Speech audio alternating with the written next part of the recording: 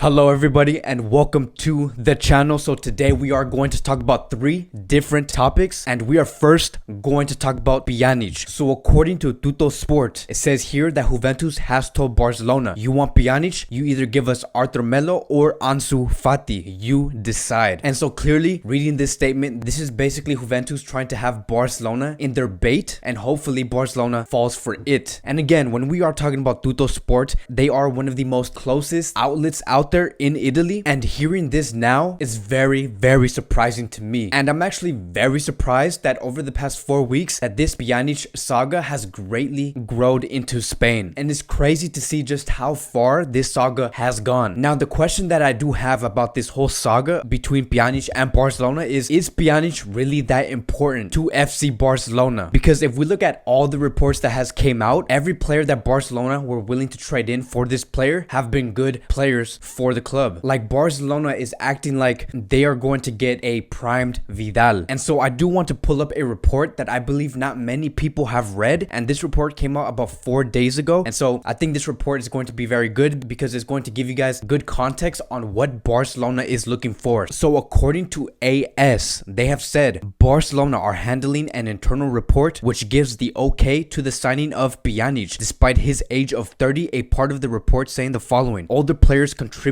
more in positions where more knowledge of the game is required. Then if we continue here, an experienced player may need less time to adapt to his new club and give his best level from the very first moment, states the same report. For positions that rely more on physical performances, younger players are preferred according to the club's report. So if we are going to go based off this logic, right, because what this report is basically saying and explaining is what do Barcelona look for when they do look for midfielders in the transfer window. And if we are going to go based off this logic and based off this report, my question is, why would you let go of Andres Iniesta in the first place? Because if knowledge was that important to the game, why let go of Andres Iniesta? Because now Barcelona is in a position where they're going to have to buy a player that is 30 years old and might potentially cost 60 million euros. And the alternative could have been keeping Andres Iniesta because, again, based off this report, the experience is what's most important. And the other thing that I do want to state about this report is this is the reason why teams like Atletico Madrid and Liverpool really run through FC Barcelona's midfield with no problem. And 2 other teams that could potentially beat our midfield with no problem coming into this UCL would be Manchester City and Bayern Munich. Those type of teams can easily beat our midfield because Barcelona believe that the experience of these 30-year-olds is what matters the most. Like, look, you don't need a 30-year-old midfielder to be experienced. And this is why Pjanic is valued so much at FC Barcelona, because they believe that Pjanic fits their category. And this is also why we see a player like Fabian Ruiz being that second choice behind Pjanic. And it says here, according to Mundo Deportivo, Fabian Ruiz is Barcelona's plan B in case the Pjanic deal doesn't materialize. The Catalan team has paused their contact with the player, and Fabian Ruiz has made clear that he won't renew with Napoli. The Italian team asked for 60 million euros, but Barcelona are not willing to pay that fee according to the same report. And if you guys don't know who Fabian Ruiz is, he is a 24-year-old Spaniard who does play central midfield at Napoli. And again, to FC Barcelona, Fabian Ruiz is second option because he is simply 6 to 7 years younger than Pjanic, and Pjanic is 30 years old, so they're going to put him as first option. So everything is really looking like it's starting to add up. Now I want to closely give my opinion on Fabian Ruiz. So Fabian Ruiz is a player where Napoli greatly depend on his long balls every time they do go on that counter attack. But the one thing that I do want to point out that's very important about Fabian Ruiz is that he would not function well on tight spaces. And so if Fabian Ruiz were to go to FC Barcelona and play in the Spaniard league, a league where they know they need to create deep blocks when they do go up against Barcelona, and when you do create deep blocks against Barcelona, Barcelona has to go into a phase where they have to really crack down that defense on tight spaces and build up plays inside that box. And seeing how Fabian Ruiz has been playing over the past 2 years, it looks like that Fabian would not be able to really function in a league like that, which means that Barcelona will find themselves in a difficult situation saying, why isn't Fabian Ruiz playing well in our team? And so the only reason why we are seeing Fabian Ruiz being so effective is because the only time he could actually be effective would be outside the box, and and take shots outside the box. That is the only way he can be effective, and Barcelona do not value what Fabian could bring. The other thing I do want to add about Fabian Ruiz is that he does have slow reflexes, especially for a 24-year-old midfielder, which means that his decision making will be hindered because those type of decision makings need to be quick at FC Barcelona. So what I'm basically trying to say is that Fabian Ruiz is a great player, but he will not function and operate well in the Barcelona midfield. And so since I did mention Ansu Fati in that report, in case you guys were wondering, is Barcelona willing to let go of Ansu Fati to Juventus? We have here three very reliable journalists named Roger Torreo, Sergi Sole from Mundo Deportivo, and Fabrizio Romano himself. They have stated that Ansu Fati is non-transferable and is a untouchable, confirmed by multiple sources. So Ansu Fati will not be leaving FC Barcelona at no cost, and he also will not be in any operation in order to get Pjanic. And just seeing the audacity from Juventus and seeing them ask for either Arthur Melo or Ansu Fati, one of Barcelona's gems, for Pjanic, it really tells us a lot about what Juventus think about FC Barcelona. And so look, final conclusion, the only way I can see Pjanic go to FC Barcelona would be if there was a swap deal between Ivan Rakitic and Pjanic. That is the only way I can see Pjanic go to Barcelona, and that is the only way it would make sense. And I want to speak further about Ansu Fati and his status on how he's doing with his recovery. So according to Barcelona, it is official that Ansu Fati did take part of the session with the group today. So Ansu Fati is recovering well already, and like I said before in my last video, this is something that we should not be worried about. Ansu Fati can't get away with things that other players cannot because he is simply just so young, and so we should expect a full return on that training field very quickly. And hopefully, as we progress into this league that we are going to start on June 11th, hopefully Ansu Fati can have a huge role in this season. Now moving on to the next topic of the day, and we are going to talk about Felipe Coutinho. So according to Mundo Deportivo, if Barcelona cannot sell Coutinho this summer, they want to loan him out for another season. Barcelona will this time ask for a fee of 10 million euros, and that his salary will be paid entirely by the club he would join. So if there was one thing to know on what Barcelona is currently doing right now, is that Barcelona are currently looking for options for Felipe Coutinho, because ever since the CEO of Bayern Munich explained that they will let the loan expire for Felipe Coutinho and they do not plan on keeping Felipe Coutinho, Barcelona officially has 1 month to be ready to present multiple options for Felipe Coutinho, because on June 30th, Felipe Coutinho will be coming back to Barcelona, and then they're going to discuss what are we going to do next. Because just imagine Quique Setién and Coutinho have that conversation 30 days later, and then Coutinho says, yeah, there's no way I'm going to continue my future career with FC Barcelona. I want to move somewhere else. I want to go to the Premier League. You best believe that Barcelona are preparing multiple options for Felipe Coutinho right now. And so look, let's say that Barcelona do consider to make a loan for Felipe Coutinho and they put him somewhere else after this summer. And if Barcelona were to go that route and give Felipe Coutinho another year loan, I think that Barcelona is not going to be doing no favors for either the club itself and Felipe